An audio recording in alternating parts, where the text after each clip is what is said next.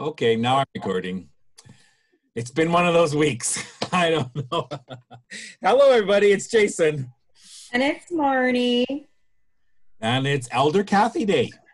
And see, I wore my shirt that says best day ever. I don't know if you Oh, nice. Best day ever for Elder Kathy. Thank you. No matter what happens today, we are going to say this is the best day ever. Best day ever. Exactly. I like that. We've been talking a little bit about kindness this week. And so, thinking just what you just said, today's going to be the best day ever. I think it's just that good perspective to have on a kind of a windy, gloomy day. Well, it's really a different day than I had last week. Great. Last week I said I was gonna take pictures and show them that I was going out to Brightwater, which was really exciting for me because, you know, staying home every day can get kind of hard, and you get to go to Brightwater, and it was sunshine, a few little clouds, and some nice people, some new that I didn't know, and some that I've known for a long time were out at Brightwater. So maybe the ones the students might know are Sam and Elizabeth. Mm-hmm. And Sam also brought her daughter. And that was pretty fun because it was just amazing to see this little girl go around and say, "Oh, this is a bergamot." And then she'd go to see another plant and she'd identify plants for us. So that just shows that even no matter how young you are, you can learn about something and kind of become an expert at it. Mm-hmm. She knew a lot of different plants. So another thing she pointed out to us was, why are the clouds surrounding us? And so then we all looked, and she was right. The clouds were surrounding us. And so wherever we are, the clouds are surrounding us. Wherever we are, if we can see the sun shining, it's shining on us. Wherever we are at night, we can see the moon, and the moon will follow us. If you're in the car and you're driving, the moon is going to just go right along with you. Mm-hmm. So maybe those are the little gifts that we get on a day, even when a lot of things seem to be going wrong. So what we did out at Brightwater was we got a chance. I thought I was going to take a lot of pictures, but after I told a story about the things that we plant, and then I said a little short prayer so that we could get started in a good way, then I all of a sudden I was going to be a planter. So I got my seeds in a little cup, and we're also, you know, struggling a little bit because we have to stay distant from each other, and then we have to be careful what we touch and that we clean our hands before and after, and so that takes a little bit more time to kind of organize, and you have to think about the way you're going to do things, and because we don't want a lot of people touching the same thing, because that's how germs get spread. So we worked through all of that, and then I had my cup, and I was supposed to go and plant in 3 different places, and I had 3 of each kind of seeds. Okay, right now, that seems perfectly logical that I'd put 1 seed in each of the places. But at the time, I had the bright idea to put 2 seeds into the first place. And it wasn't until I got ready to go to the other spots where I was supposed to plant that I realized I wasn't going to have enough seeds. There were no more. So I had to go back to the first place and dig them up. And then once my hands were dirty, then I couldn't take pictures. No. So I went back and I dug them up, and I put the appropriate number of seeds in, and then moved on to the next place and to the third place, and had enough seeds. So that was my mistake of the day. That was the first one. Sometimes you go through your day and lots of things just fall apart. Yeah. But now that I've been alive for 61 years, I realize that if I would have given up the first time I had one of those days, then, well, I would have missed out on all kinds of good things. So as you grow older, you'll see that something can seem really terrible in the moment, and like you're not going to make it past that, but you can. You do make it past that. When I was in school, I was so shy. I was so shy. I wouldn't talk in class. Look at me, I talk all the time now. I wouldn't talk in class, and I like to do I didn't want to be late to class because, everyone would look at me, and this happened to me. We used to have to ride a school bus to where we would take our lessons in our musical instruments, and we were part of a band. So I went out the back door to the school bus was gone. I stood there and I just wanted to start crying because I was like, no, I'm gonna be late, because it was not far. It was like 2 blocks away. I could walk. I'm gonna be late. Everyone will look at me. The band director will probably say something to me, and I was just like, oh my gosh. And then I was like, okay, I have no choice. I'll just walk. And so as I was walking, I was thinking about it, and I was thinking through every second what was gonna happen. And by the time I got there, I was hot and I was tired, and my shoes were probably too tight to be walking that far. And so I just walked in the door, and by then I just didn't care. Sure enough, every person turned and looked at me. And I just kept walking to my seat. I didn't look at them. And then the band director said something like, oh, I'm glad you could join us. And I said, yeah, thanks. I sat in my spot. And if I had counted, I think it would have been 5, 4, 3, 2, 1. And then everything was back to normal. Right. So a little bit of time just went by, and then everything was back to normal. So something that at the moment that it was happening, I thought it was horrible. I thought it was the worst. I didn't know how I was going to get past it. Turned out to be so tiny. And sometimes things happen in our life, and they're never going to be tiny. They're never going to be tiny. But we can always get past them. And sometimes if we think we can do it ourselves, there's somebody that can help us. Mm-hmm. So just keep looking for those people that can help you, and just keep laughing at your own mistakes. And everything is going to turn out well if you don't give up. Don't give up. Do whatever you have to do to keep going. If you need something, ask somebody.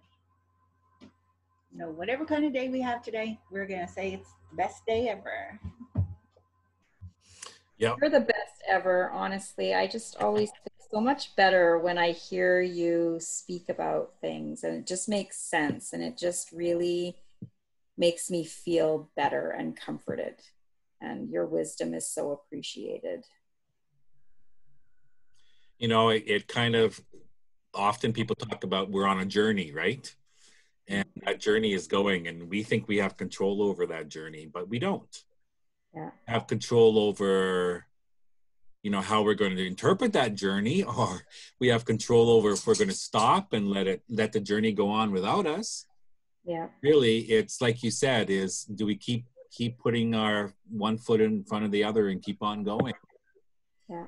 Continue along that journey, and when we're tired, ask for help, and when we need to rest, ask somebody to help us rest. And I think that's really important. That's just a really good understanding of that whole idea of, like you talk about perspective, but it's so much greater than perspective. It's a way of interacting with the world around us and the things that occur in our lives. Mm-hmm.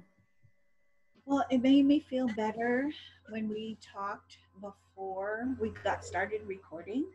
I Yeah. felt good because we all agreed that we experienced the same kinds of things. Yeah. We all had those days where everything's falling apart. Maybe you don't want to keep going, but if you do keep going, it'll eventually work its way out. Mm-hmm.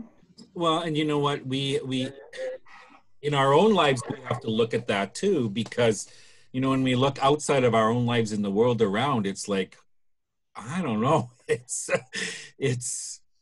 I don't even know what to say anymore about it. It's so crazy.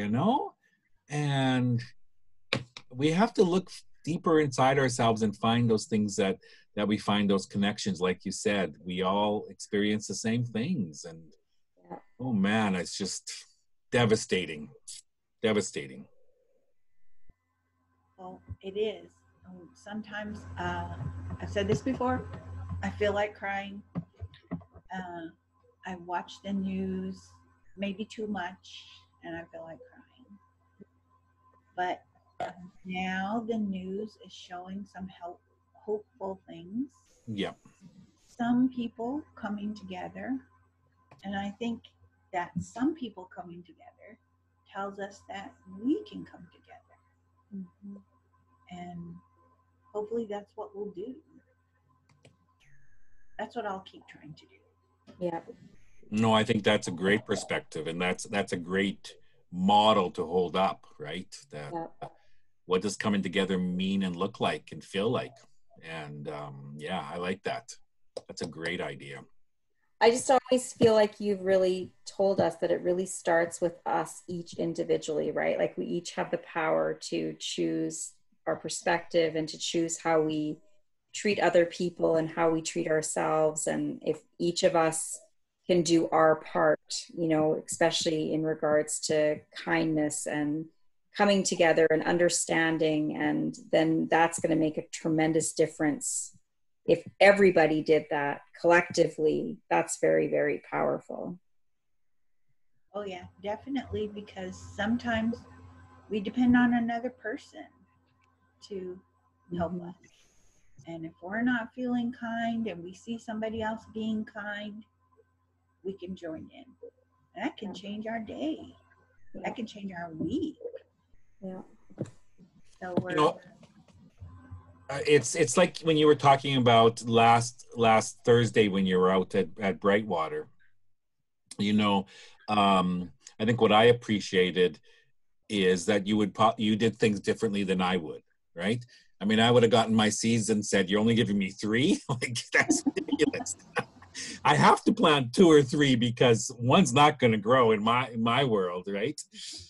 But what the way you were sharing is that you were more than just a planter. You were part of that planting process, right? And talking about the sky and the ground and the group of people.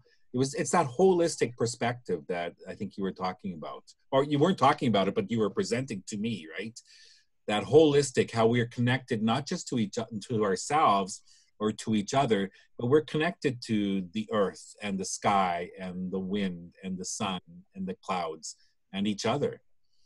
That to me is what I think is really important.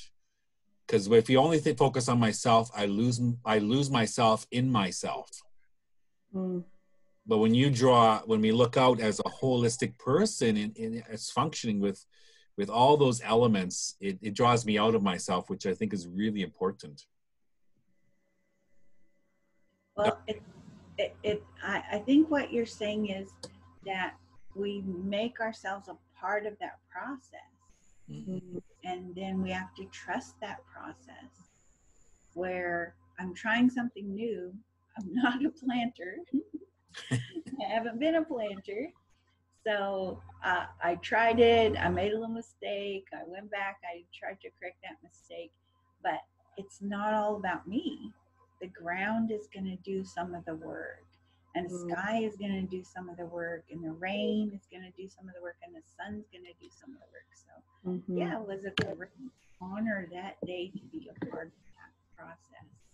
And maybe that's why I felt so much, oh, they're asking me to plant? You know, that's kind of a lot of pressure. But I was happy to be a part of the process. Yeah. But trusting that process is a really hard thing to do because we don't have control over it, right?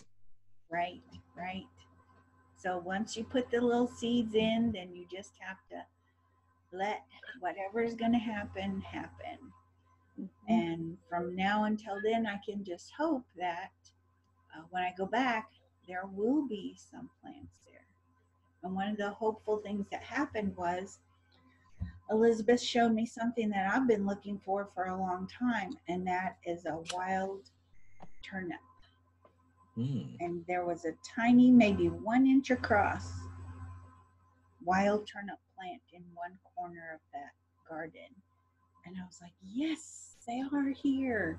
And I like it because it connects us back to our far long ago past, where that was one of our staple foods. Where now we go to the grocery store and we buy a bag of potatoes. These were turnips, which are like potatoes, that were right there, and you can just go and dig them up and eat them.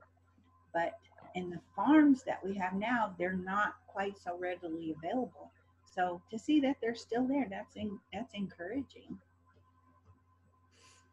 That's neat.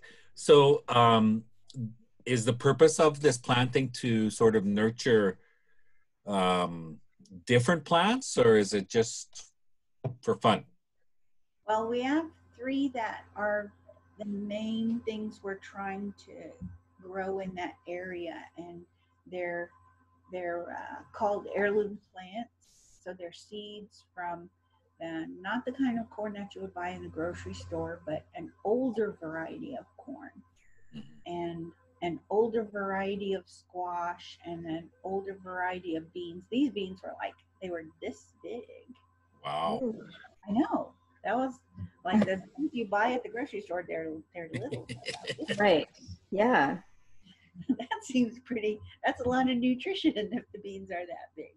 But she had soaked them the night before, so maybe that's why they were that big. So these older varieties are not the kind you can get in the grocery store. So it's partly that, to help preserve them as the older foods that we used to eat a long time ago. But also to have them growing amongst the others, like in a different form of farming, where they're growing in and amongst the other plants that naturally grow there. Okay. So that we're not uprooting all the plants that normally grow there just to put in these other plants. They're going to grow right in amongst them. So I like that process. Yeah. Yeah, no kidding. That's very interesting, isn't it? Mm-hmm. Well, I don't even know what time it is. Have we talked a long time? Well, I always lose track of time. I do. I do too. They let us, we could just talk the morning away. We just stay here and talk all day. Yeah, we probably wouldn't stop until we got hungry. That's right. That's exactly right. That's true. But trust the process, right? Trust the process. That's important. And rely on the people around you to help you through that process. Absolutely. I think those are important words important words to live by. Absolutely. I agree. Okay, thanks, Kathy. Thanks, Kathy. Have a good day. Look forward to seeing you next week. Okay, thanks again. Another best day ever. That's awesome. Bye, guys. Bye-bye.